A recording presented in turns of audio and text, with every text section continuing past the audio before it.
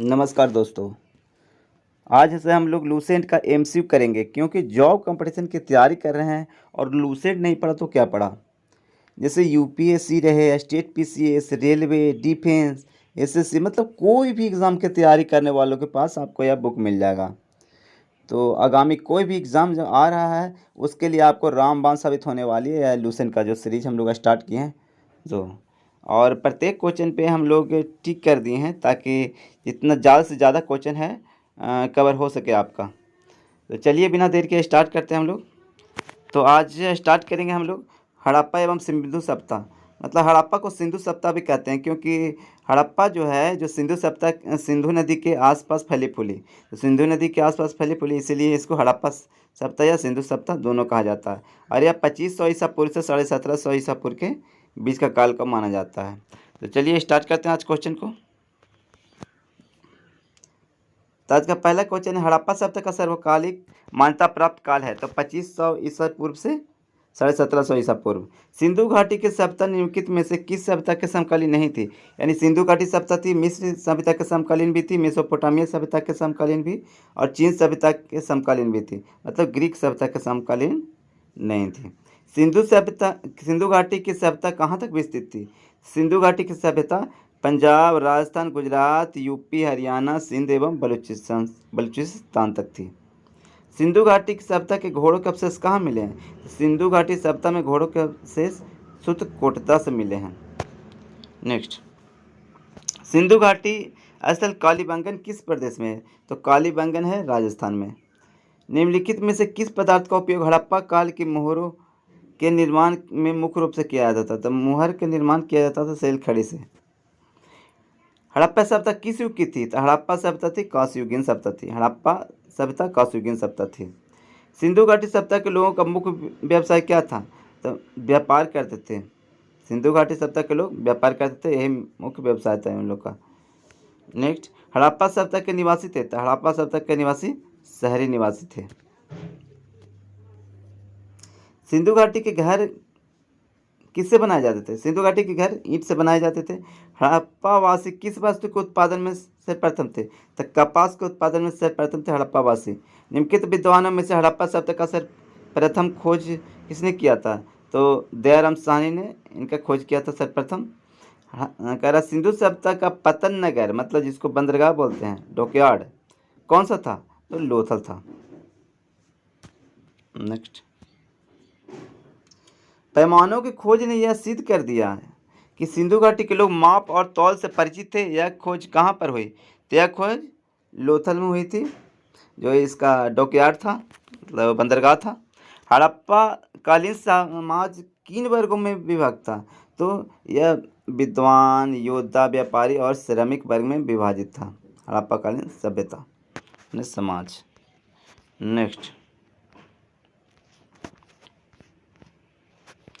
सिंधु सभ्यता का सर्वाधिक उपयुक्त नाम क्या है। तो इसका सर्वाधिक उपयुक्त नाम है हड़प्पा सभ्यता। निम्नलिखित में से कौन सा लक्षण सिंधु सभ्यता के लोगों का सही चित्रण करता है। तो केवल दो आंसर हो जाएगा। मतलब वे देवी देवताओं के दोनों की पूजा करते थे। देवी के और देवताओं को दोनों की पूजा करते थे सिंधु सभ्यता के लोग। नेक्स्ट, हड़प्पा सभ्यता की खोज किस वर्ष हुई थी। तो हड़प्पा सभ्यता की खोज दयाराम साहनी ने 1921 में की थी। हड़प्पा सभ्यता के बारे में कौन सी युक्ति सही है। तो यह युक्ति सही है कि उन्होंने पशुपति का सम्मान करना आरंभ कर दिया था हड़प्पा सभ्यता के लोग। हड़प्पा के लोगों की सामाजिक पद्धति कैसी थी। तो हड़प्पा के लोगों की सामाजिक पद्धति उचित समतावादी थी। सिंध का नखलिस्तान बाग हड़प्पा सभ्यता के किस प्रवास को कहा गया। तो मोहनजोदड़ो को कहा गया सिंध का नखलिस्तान या बाग, मतलब मृतकों का टीला भी कहा जाता है मोहनजोदड़ो को। हड़प्पा सभ्यता के हड़प्पा सभ्यता के संपूर्ण क्षेत्र का आकार किस प्रकार का था। तो त्रिभुजाकार आकार था हड़प्पा क्षेत्र का। नेक्स्ट, मिलान करना यहाँ पे। तो हड़प्पा रावी नदी के किनारे फैली फूली, मोहनजोदड़ो सिंधु नदी के किनारे, लोथल भोगवा नदी किनारे, कालीबंगन घग्गर नदी किनारे। तो 1 2 3 4 मतलब सीधे सीधे इसका मिलान हो जाएगा। हड़प्पा सभ्यता के अंतर्गत हाल से जोते गए खेत का साक्ष्य कहाँ से मिले हैं? तो हाल से जोते गए खेत के साक्ष्य कालीबंगन से मिले हैं। सैंधव सभ्यता के ईंटों का अलंकरण किस स्थान से मिला है? ईंटों का अलंकरण सैंधव सभ्यता में कालीबंगन से मिला है। मोहनजोदड़ो कहाँ स्थित है? मोहनजोदड़ो सिंध में स्थित है, पाकिस्तान में। सिंधु सभ्यता में बृहद स्नानागार पाया गया, तो मोहनजोदड़ो में ही पाया गया बृहद स्नानागार। नेक्स्ट,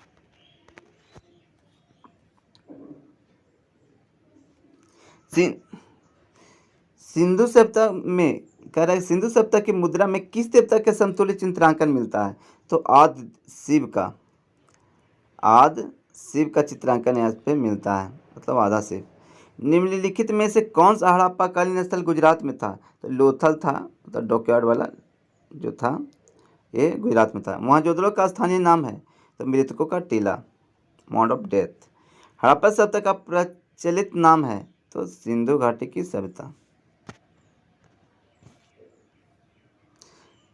सैंधव स्थलों के उत्खनन से प्राप्त मोहरों पर निम्नलिखित में से किस पशु का सर्वाधिक उत्कीर्णन हुआ है? सबसे ज़्यादा बैल का हुआ है। सिंधु घाटी सभ्यता जानी जाती थी, तो सिंधु घाटी सभ्यता अपने नगर नियोजन के लिए जानी जाती थी। इस सुनियोजित ढंग से यहाँ नगर बना हुआ था। सिंधु सभ्यता का कौन सा स्थान भारत में स्थित है? तो लोथल भारत में स्थित है, गुजरात में। भारत में खोजा गया सबसे पहला पुराना शहर कौन सा था? तो हड़प्पा ही था। भारत में चांदी की उपलब्धता के प्राचीनतम साक्ष्य मिलते हैं हड़प्पा संस्कृति से ही मिलते हैं। चांदी के साक्ष्य, चांदी की उपलब्धता के साक्ष्य। सिंधु सभ्यता के बारे में कौन सा कथन असत्य है, मतलब गलत है?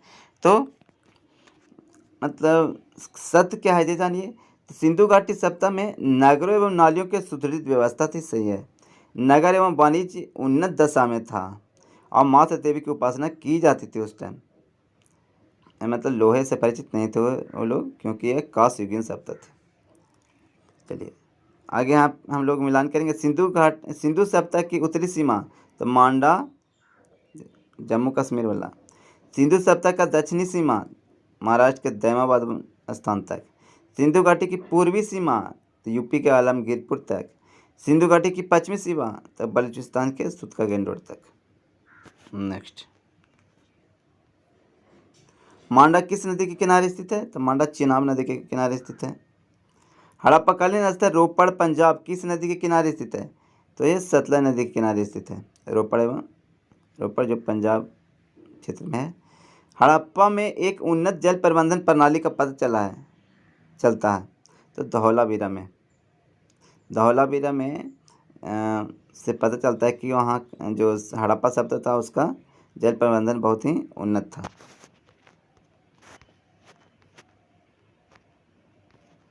नेक्स्ट,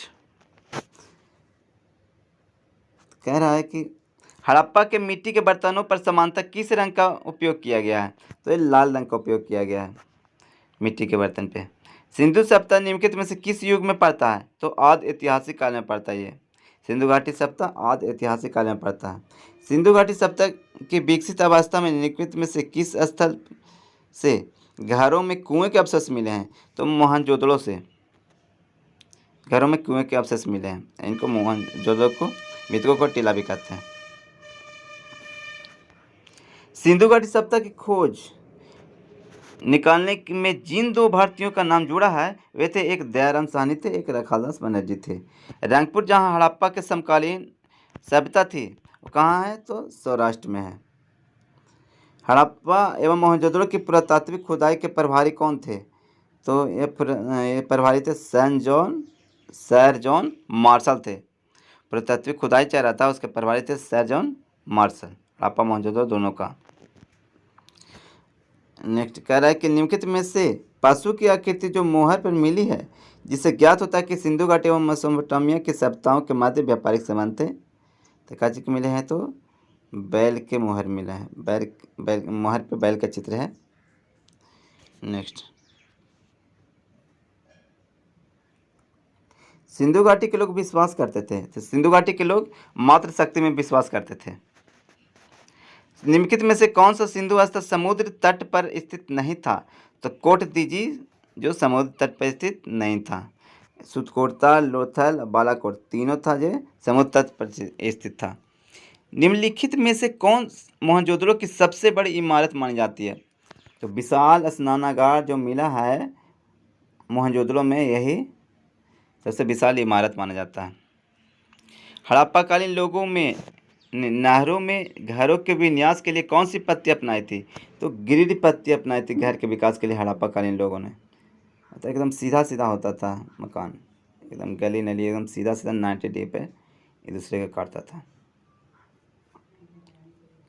नेक्स्ट,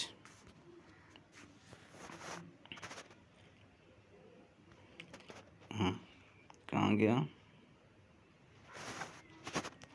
हाँ, मिलान करना है यहाँ पे हम लोग का।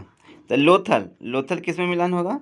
तो लोथल डॉकयार्ड था, मतलब गोदीवाड़ा बोलिए, बंदरगाह बोलिए, चलिए।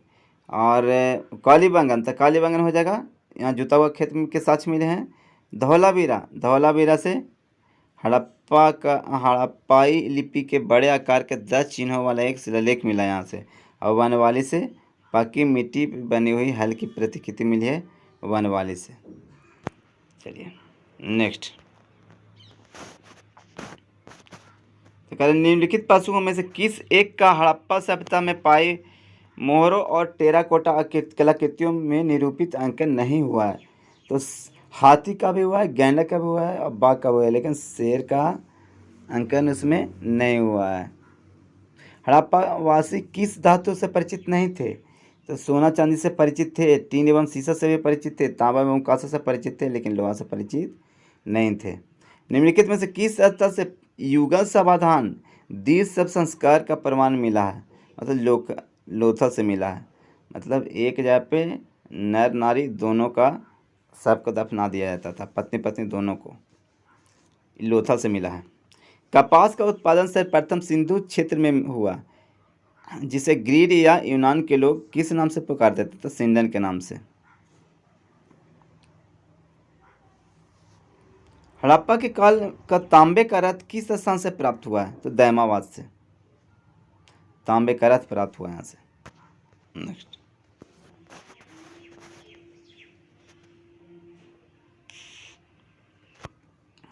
हड़प्पा वासी किन किन धातुओं का आयात करते थे? तो हड़प्पा वासी चांदी का, टीन का, सोना का, सभी का आयात करते थे, मतलब मंगवाते थे। हड़प्पा वासी लाजवर्द भवन निर्माण की एक सामग्री होती है का आयात कहाँ से करते थे? तो हिंदू कुश क्षेत्र के बदख्शां से करते थे, बदख्शां से करते थे। अफगानिस्तान स्थित सिंधु सभ्यता से संबंधित स्थल है तो मोंडीगाक और सुरतुगोई, ये दोनों स्थित है अफगानिस्तान में। कौन कौन से नगर सिंधु सभ्यता के बंदरगाह नगर थे? तो लोथल एवं सुतकागेंडोर, अलाहदीनो एवं बालाकोट और कुंतासी सभी सिंधु सभ्यता के बंदरगाह थे, बंदरगाह नगर थे। नेक्स्ट, मोहनजोदड़ो से प्राप्त पशुपति शिव यानी आधा शिव मोहर किन किन जानवरों का अंकन हुआ है? कह रहा मोहनजोदड़ो से प्राप्त पशुपति शिव या शिव मोहर में होता था, उनमें कौन कौन से जानवर इनके साथ शिव जी के पास कौन कौन से जानवर मिले हैं? तो व्याघ्र एवं हाथी होता था, या किसी में गैंडा एवं भैंसा होता था, या हिरन होता था। किस हड़प्पाकालीन स्थल से नृत्य मुद्रा वाली स्त्री का कांस्य मूर्ति प्राप्त हुआ है? तो मोहनजोदड़ो से प्राप्त हुआ है। किस हड़प्पाकालीन स्थल से पुजारी की प्रस्तर मूर्ति प्राप्त हुई है? तब पुजारी की प्रस्तर मूर्ति प्राप्त हुई है हड़प्पा से। किस सिंधुकालीन स्थल से एक ईंट पर बिल्ली का पीछा करते हुए कुत्ते के पंजे का निशान मिला है? जो चनहुदड़ो से। चनहुदड़ो से क्या हुआ है कि यहाँ पे खुदाई जब हुआ तो एक ईंट मिला, वो ईंट पे बिल्ली का पीछा करते हुए और कुत्ते के पंजों के निशान मिले हैं। किस हड़प्पाकालीन स्थल से प्राप्त जार पर चोंच में मछली दबाए चिड़िया एवं पेड़ के नीचे खड़ी लोमड़ी का चित्रांकन मिलता है, जो पंचतंत्र की लोमड़ी की कहानी के सादृश्य है? तो लोथा से मिलता है। नेक्स्ट,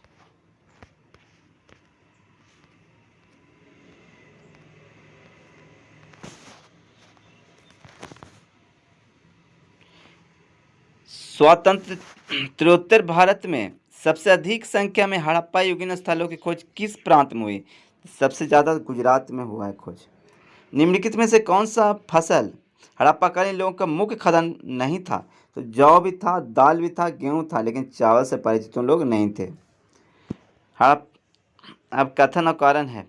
हड़प्पा तथा मोहनजोदड़ो अब विलुप्त हो गए हैं, और कारण है वे उत्खनन के दौरान प्रकट हुए थे। इसका सही आंसर है ए और बी, दोनों सही है, और ए का सही स्पष्टीकरण। मतलब हड़प्पा एवं मोहनजोदड़ो अब विलुप्त हो गए हैं, सही बात है, और वो उत्खनन के दौरान प्रकट हुए हैं। उत्खनन जब होता है तो नया नया चीज़ें मिलती रहती हैं।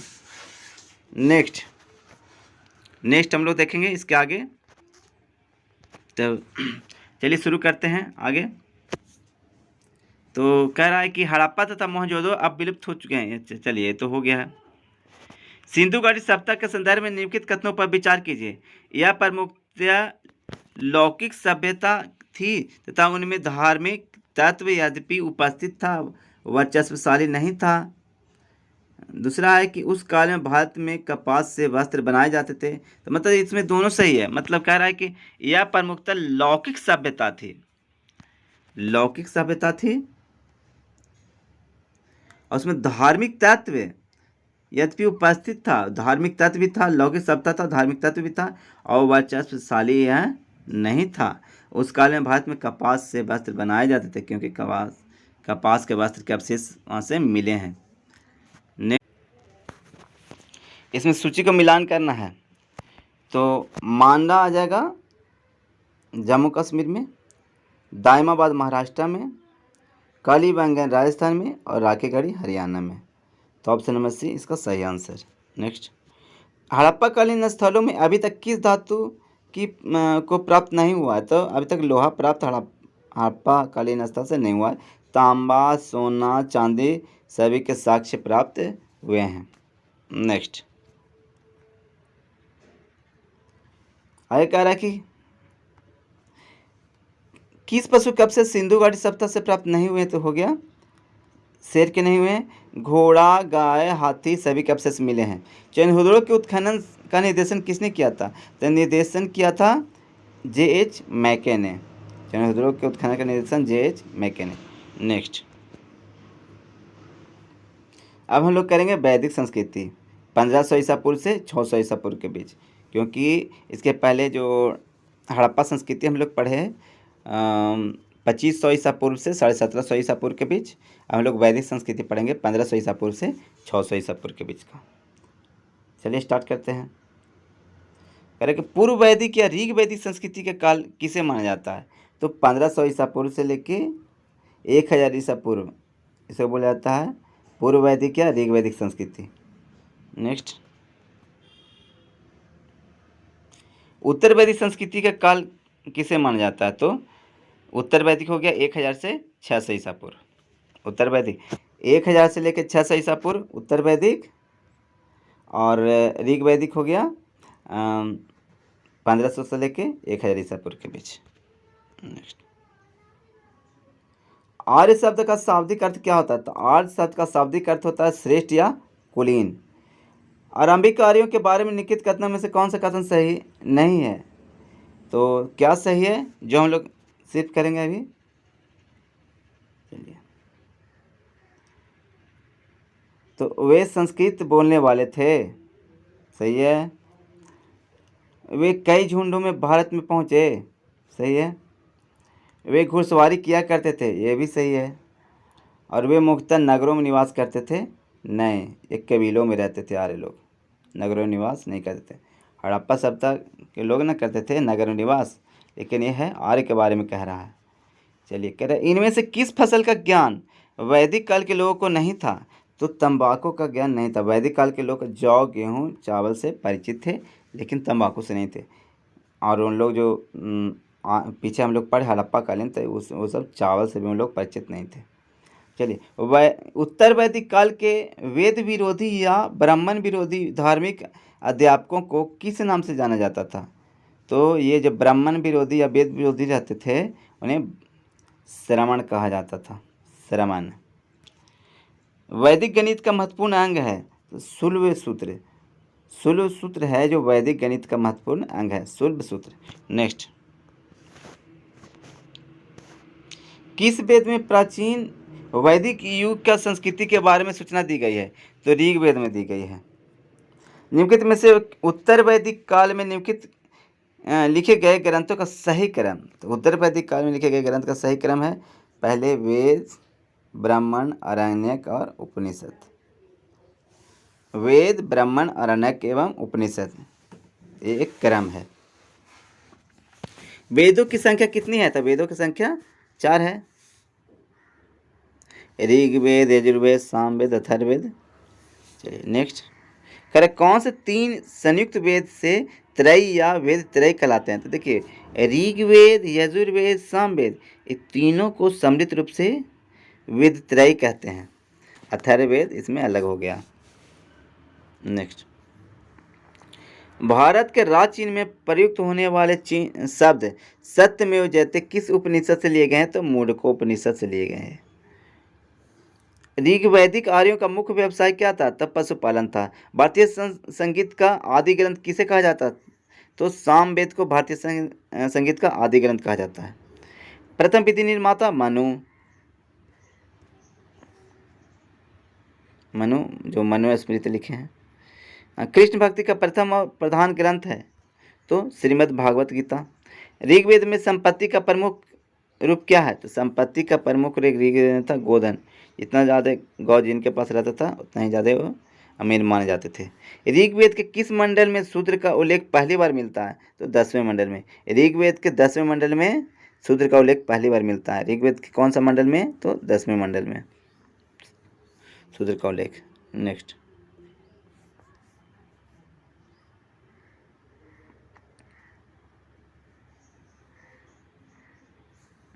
पुराणों की संख्या कितनी? तो पुराणों की संख्या 18 है। वैदिक धर्म का मुख्य लक्षण इनमें से किसकी उपासना था? तो प्रकृति की उपासना था मुख्य लक्षण वैदिक धर्म का। किस देवता के लिए ऋग्वेद में पुरंदर शब्द का उपयोग हुआ था? इंद्र के लिए पुरंदर शब्द का उपयोग हुआ है इसमें। शुल्ब सूत्र किस विषय से संबंधित पुस्तक है? तो शुल्ब सूत्र ज्यामिति से संबंधित पुस्तक है शुल्ब सूत्र। अस्तोमा सतगमय, तमसोमा ज्योतिर्गमय, मृत्योर्मा अमृतगमय कहाँ से लिया गया है? तो उपनिषद से लिया गया है। आर्य भारत में बाहर से आया सर्वप्रथम कहाँ बसे थे? तो पंजाब में बसे थे। अब यहाँ पे मिलान करना है, हम लोग मिलान करेंगे तो यहाँ पे सीधे सीधा मिलान हो जाएगा। ऋग्वेद, होत्री, ऋग्वेद जो पाठन करते थे, इनको पढ़ते थे ऋग्वेद को, इसको इन्हें होत्री कहा जाता था, होता या होत्री। यजुर्वेद के पढ़ने वाले को अथर्वयु, सामवेद के पढ़ने वाले को उद्गाता या उद्गात्र और अथर्ववेद के पढ़ने वाले को ब्रह्मा कहा जाता था। नेक्स्ट, वेदों को अपौरुषेय क्यों कहा जाता था? क्योंकि वेदों की रचना देवताओं द्वारा किया गया था, इसलिए अपौरुषेय इन्हें कहा जाता था वेदों को। नेक्स्ट, वैशेषिक दर्शन के प्रतिपादक हैं। तो वैशेषिक दर्शन के प्रतिपादक उलूक कनाद इनका नाम है, उलूक कनाद। मीमांसा या पूर्व मीमांसा दर्शन के प्रतिपादक जैमिनी। वेद या उत्तर मीमांसा दर्शन के प्रतिपादक वादरायन। ऋग्वेद का कौन सा मंडल पूर्णतः सोम को समर्पित है? तो 9वां मंडल सोम को समर्पित है। नेक्स्ट, प्रसिद्ध 10 राजाओं का युद्ध दशरात युद्ध जो कहा जाता है किस नदी के किनारे लड़ा गया था? तो परशुनी नदी के किनारे लड़ा गया था दशराज युद्ध लड़ा गया था परशुनी नदी के किनारे। धर्मशास्त्रों में भूराजस्व की दर क्या थी? धर्मशास्त्रों में भूराजस्व की दर थी 1/6। 800 ईसा पूर्व से 600 ईसा पूर्व के काल किस युग से जुड़ा है? तो ब्राह्मण युग से जुड़ा है। 800 ईसा पूर्व से 600 ईसा पूर्व के काल। नेक्स्ट,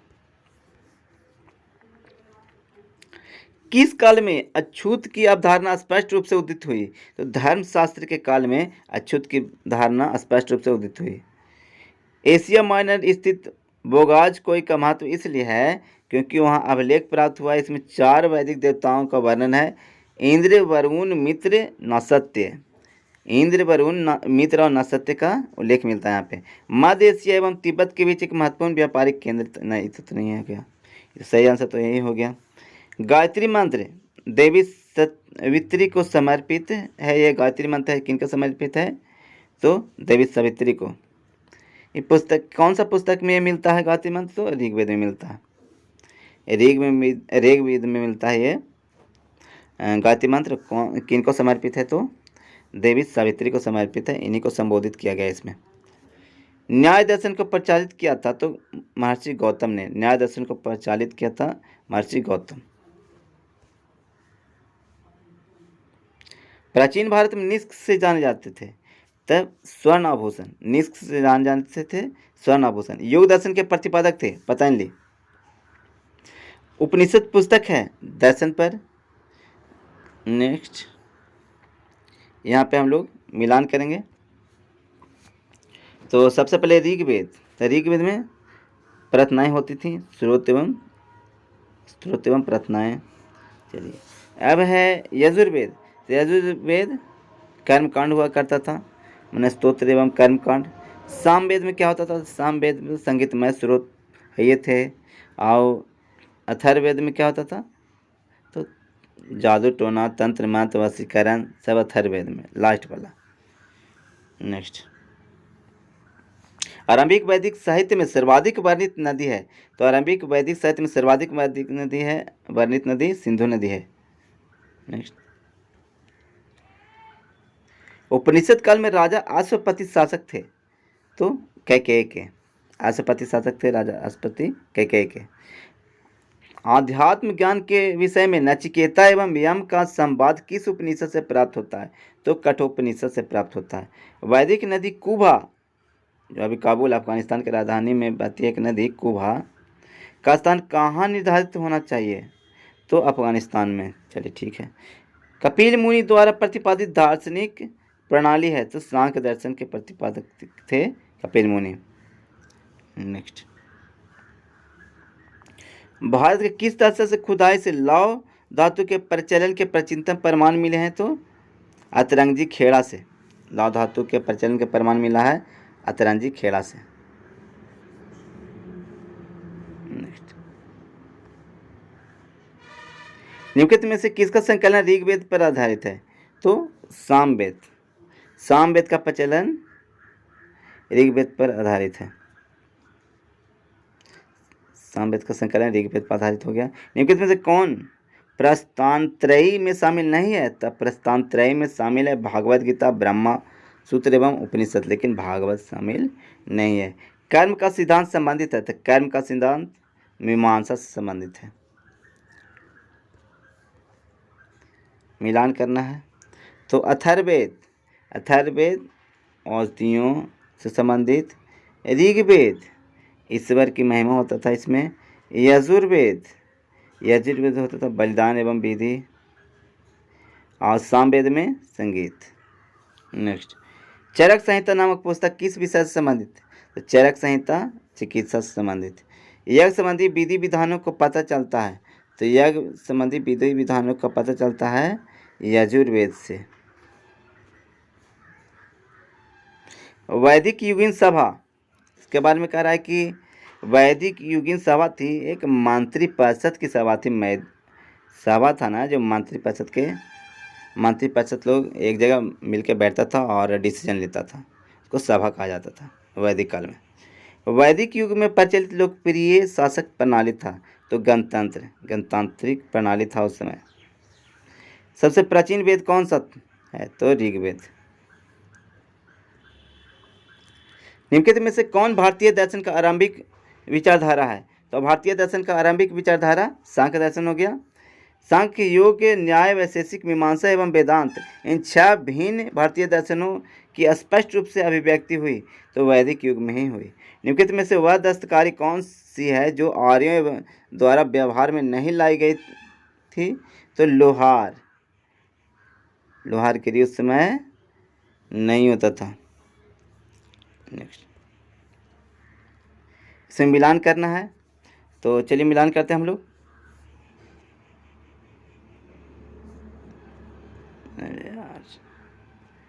चलिए शुरू करते हैं।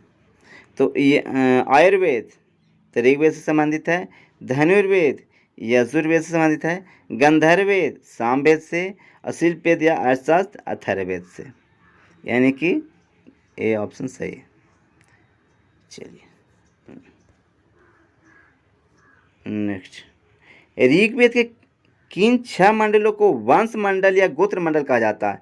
तो दूसरा मंडल और 7वें मंडल को वंश मंडल या गोत्र मंडल कहा जाता है। किस वेद में जादुई माया और वशीकरण का वर्णन है? तो जादुई माया और वशीकरण सब अथर्ववेद जो बाद में आया था, जिसमें मैत्रेय में ये सब नहीं है। मैत्रेय में कौन कौन वेद आता है? तो ऋग्वेद, यजुर्वेद एवं सामवेद। आर्य शब्द इंगित करता है, तो आर्य शब्द इंगित करता है श्रेष्ठ वंश को। ऋग्वेद में कितना मंडल है? तो ऋग्वेद में 10 मंडल। आर्य भारत में संभवतः आए, तो माना जाता है कि आर्य भारत में मध्य एशिया से, मतलब मिडिल एशिया से आए थे। ये कह रहा है कि कौन सा वेद अंशतः गद्य रूप में रचित है? तो गद्य में यजुर्वेद रचित है। सभा में समिति प्रजापति की 2 पुत्रियां थीं का उल्लेख किस वेद में मिलता है? तो अथर्ववेद में। ऋग वैदिक युग की प्राचीनतम संस्था कौन सी थी? तो ऋग वैदिक युग की प्राचीनतम संस्था विदत थी। ब्राह्मण ग्रंथों में सर्वाधिक प्राचीन ग्रंथ कौन सा है? तो शतपथ ब्राह्मण, सबसे प्राचीन शतपथ ब्राह्मण। गोत्र व्यवस्था प्रचलन में कब आया? तो गोत्र व्यवस्था प्रचलन में आया उत्तर वैदिक काल में।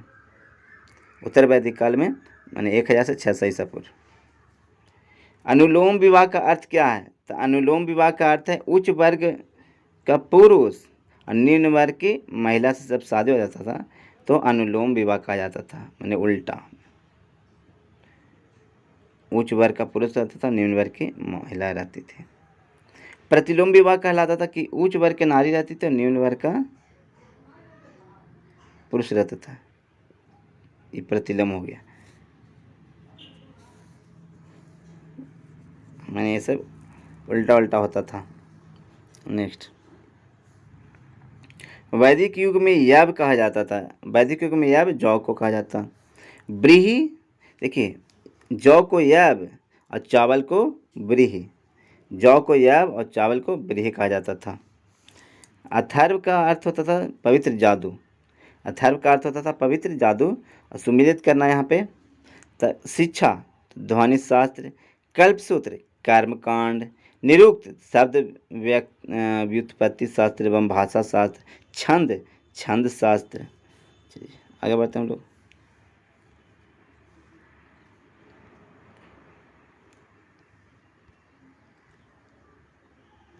77 नंबर में प्राचीनतम व्याकरण अष्टाध्यायी के रचनाकार कौन था? पाणिनि। निम्नलिखित में कौन सी स्मृति प्राचीनतम है? तो मनु स्मृति। आदि काव्य की संज्ञा किसे दी जाती है? तो आदि काव्य रामायण को। प्राचीनतम पुराण है तो मत्स्य पुराण। ऋग्वेद में सबसे पवित्र नदी तो सरस्वती को माना जाता है, जो अब विलुप्त हो गई है। वैदिक समाज की आधारभूत इकाई थी तो कुल या कुटुंब थी। एक वैदिक काल के उस सबसे प्रधान देवता की पहचान कीजिए जिसकी संस्तुति में 250 सूक्तों की रचना की गई थी। तो इंद्र, इनको पुरंदर भी कहा जाता था। किस वेद में सभा को नरिष्ठ अर्थात सामूहिक वाद विवाद या अनुल्लंघनीय कहा गया है? तो अथर्ववेद, लास्ट वाला को। किस रचना में, आगे कह रहा है कि किस रचना में नारी को सूरा और पासा के साथ 3 प्रमुख बुराइयों में शामिल किया गया है? तो मैत्रायणी में नारी को सूरा एवं पासा के साथ, यानी शराब और जुआ, इसके साथ रखा गया है नारी को भी, मतलब बुराइयों में, मैत्रायणी संहिता में। उत्तर वैदिक काल में किस देवता को सर्वोच्च स्थान प्राप्त है? तो प्रजापति। नेक्स्ट, सुमिलित करना है यहाँ पे, तो सुमिलित करेंगे हम लोग। तो राजसूय यज्ञ होता था, तो राजा के सिंहासन रोहन से संबंधित यज्ञ होता था। जब राजा अपना गद्दी पर बैठता था तो राजसूय यज्ञ करवाता था। अश्वमेध यज्ञ, तो राजनैतिक शक्ति को बढ़ाने के लिए इसको एकदम अश्व को छोड़ दिया जाता था, जहाँ तक अश्व जाएगा वहाँ तक उसका क्षेत्र, वो राजा का क्षेत्र हो जाता था। अगर कोई उसे रोकने की कोशिश करेगा तो उसको, जो राजा छोड़ा है घोड़ा, उसके साथ युद्ध करना पड़ता था। वाजपेयी यज्ञ, तो वाजपेयी यज्ञ होता था सौर प्रदर्शन एवं प्रजा के मनोरंजनार्थ किया जाने वाला एक यज्ञ था वाजपेयी यज्ञ। अग्निष्टोम यज्ञ होता था जो देवताओं को प्रसन्न करने हेतु अग्नि को पशु बलि दिया जाने वाला एवं सोम रस का पान किया जाने वाला यज्ञ था। मतलब पशु को बलि दिया जाता था और शराब वगैरह उसमें डाला जाता था। नेक्स्ट, इसमें सुमिलित करना यहाँ पर भी। तो परुष्णी, परुष्णी कौन नदी की कौन नदी, तो परुष्णी में हो जाएगा रावी नदी। सतुद्री, तो सतलज नदी को, अस्किनी चिनाब नदी के पुराना नाम सब है, बिपाशा ब्यास नदी के पुराना नाम। रावी नदी का पुराना नाम परुष्णी, सतलज का पुराना नाम सतुद्री, और चिनाब का पुराना नाम अस्किनी और ब्यास का पुराना नाम बिपाशा। संस्कारों की कुल संख्या 16। संस्कारों की कुल संख्या 16। आगे कह रहा है कि सुमिलित करना है। तो ब्रह्मा विवाह, तो ब्रह्मा विवाह समान वर्ण या जाति का विवाह होता था। समान जाति या समान वर्ण में होता था, उसको ब्रह्मा विवाह कहा जाता था। अच्छा, दैव विवाह, तो पुरोहित का परिश्रमिक में किए गए में मिले कन्या के साथ विवाह। कह रहा है दैव विवाह था पुरोहित को जब उसको जब कोई पूजा वगैरह करवा देते थे तो पारिश्रमिक के रूप में कन्या के साथ विवाह कर दिया जाता था, ये दैव विवाह कहलाता था। आर्ष विवाह, कन्या मूल्य के रूप में एक जोड़ी गाय वह बैल चुका कर किया गया विवाह। मतलब एक तरह से जो आज तिलक कहते हैं उसमें एक जोड़ी गाय और बैल दिया जाता था, उसको आर्ष विवाह कहा जाता था।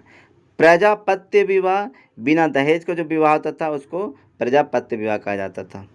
चलिए नेक्स्ट, ये भी मिलान करना है।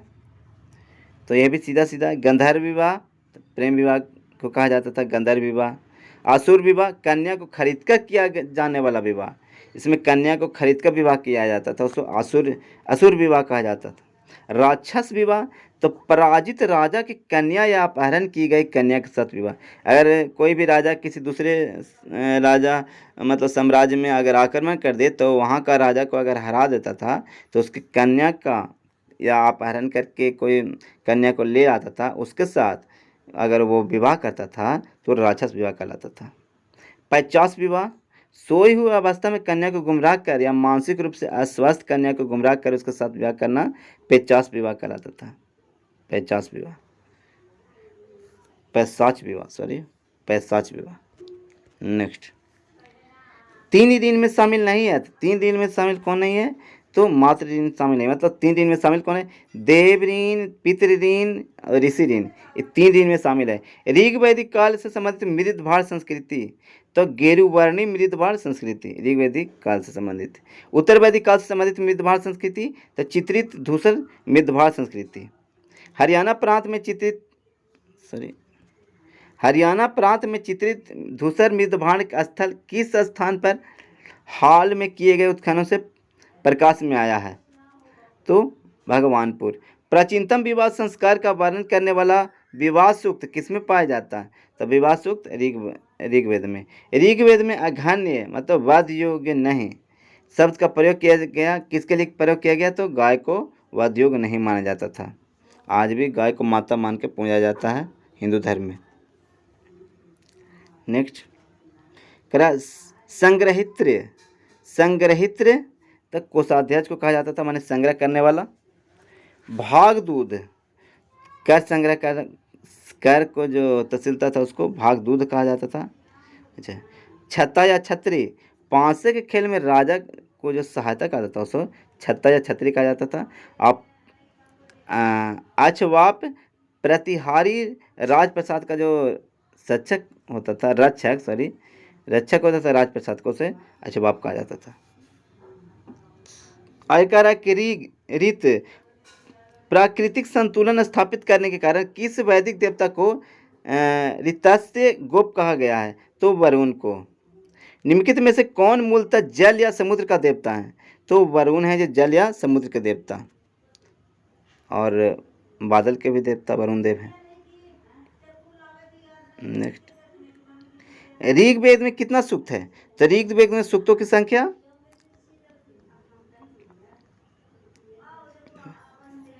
हाँ, ऋग्वेद में सूक्तों की संख्या कितनी है? पहले यहाँ आएंगे हम लोग 101 नंबर में। चलिए, कह रहा है कि 3 क्रमों में तीनों लोक के माप लेने के कारण उपक्रम कहा गया है।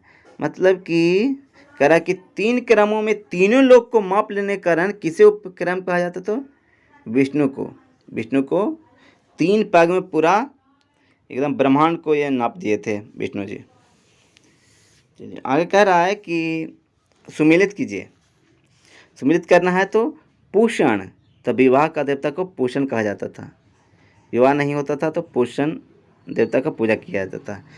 पशुओं का देवता रुद्र, जगत के पिता धौ से धौ, हाँ, कह रहा देवों के महान माता तो अदिति को कहा जाता था। नेक्स्ट, मनुस्मृति मुख्यतः संबंधित है, तो मनुस्मृति संबंधित है समाज व्यवस्था से। गायत्री मंत्र की रचना किसने की थी? तो विश्वामित्र ने की थी गायत्री मंत्र की रचना। किस समर्पित है? तो देवी सावित्री को समर्पित है गायत्री मंत्र। अश्वेता या ऋग्वेद में समानता है। अश्वेता किस क्षेत्र से संबंधित है? तो अश्वेता ईरान से संबंधित है। निम्नलिखित में से कौन सी एक ऋग्वैदिक आर्यों की लाक्षणिक विशेषता नहीं है? तो जो है उससे सिर्फ पढ़ेंगे कौन सा ऋग्वैदिक आर्यों की लाक्षणिक विशेषता है। तो वे अश्वों, रथों एवं कांस के उपयोग से परिचित थे। अश्व के रथ के एवं कांस के उपयोग से परिचित थे। वे गौ से परिचित थे, जो संपत्ति का सर्वाधिक महत्वपूर्ण रूप थी। गौ, इससे परिचित तो है ही थे। वे ताम्र एवं आधुनिक हल फल के उपयोग से परिचित थे। नेक्स्ट, ऋग्वेद में निम्नलिखित किन नदियों का उल्लेख अफगानिस्तान के साथ आर्यों के संबंध का सूचक है? तो कुभा और क्रमो ये 2 नदियां हैं। आगे कह रहा है कि धर्म तथा रीत भारत की प्राचीन वैदिक संस्कृति के एक केंद्रीय विचार को चित्रित करती है। इन संदर्भ में निम्नलिखित कथनों पर विचार कीजिए। तो कह रहा है कि इसमें दोनों सही। धर्म व्यक्ति के दायित्वों एवं स्वयं तथा दूसरों के प्रति व्यक्तित्व कर्तव्यों की संकल्पना थी। रित जो होता था मूलभूत नैतिक विधान था, जो सृष्टि और उसमें अंतर्निहित सारे तत्वों के क्रियाकलापों से को संचालित करता था। नेक्स्ट, आर्यों के आर्कटिक होम सिद्धांत के पक्ष किसने लिया था? तो लिया था जीवित तिलक, यानी बाल गंगाधर तिलक, बीजी तिलक, बाल गंगाधर तिलक ने। मतलब ये बोले थे कि आर्य लोग आर्कटिक क्षेत्र से आए हैं। सीधा यही जानिए कि बाल गंगाधर तिलक बोले थे कि जो आर्य हैं जो आर्कटिक क्षेत्र से आए हैं। लेकिन सबसे ऑथेंटिक क्या है कि आर्य मिडिल एशिया से आए हैं। आगे कह रहा सूची 1 से सूची 2 को मिलाना है। चलिए हम लोग मिलान करते हैं इसका। तो कुभा काबुल नदी का पुराना नाम कुभा। परुष्णी का नया नाम क्या है? तो परुष्णी का नया नाम है रावी। सदानीरा गंडक का, आसतुद्री सतलज का। नेक्स्ट, ऋग्वेद में कितना सूक्त है? तो ऋग्वेद में सूक्तों की संख्या 1028 है। पूर्व वैदिक आर्यों का धर्म प्रमुख था। तब प्रकृति पूजा और यज्ञ करते थे उन लोग। पतंजलि कौन थे? तो पतंजलि थे एक पाणिनि के संस्कृत व्याकरण अष्टाध्यायी का एक टीकाकार थे। माने पाणिनि के संस्कृत व्याकरण जो अष्टाध्यायी लिखे हैं उसके एक टीकाकार थे पतंजलि। शतपथ ब्राह्मण से संबंधित राजा विदेह माधव से संबंधित ऋषि थे। तो गौतम ऋषि गौतम रहुगण। शतपथ ब्राह्मण से संबंधित राजा विदेह माधव के से संबंधित ये ऋषि से। चलिए दोस्तों, तो वीडियो काफ़ी लंबा हो चुका है। काफ़ी क्वेश्चन हम लोग आज कवर कर चुके हैं। लगभग 250 क्वेश्चन हम कवर कर चुके हैं। और प्रत्येक दिन हम लोग इतना क्वेश्चन करते हुए और आगे बढ़ेंगे और काफ़ी कम समय में पूरा लूसेंट ऑब्जेक्टिव को हम लोग ख़त्म करने का कोशिश करेंगे। चलिए दोस्तों, यहीं तक आज। नमस्कार।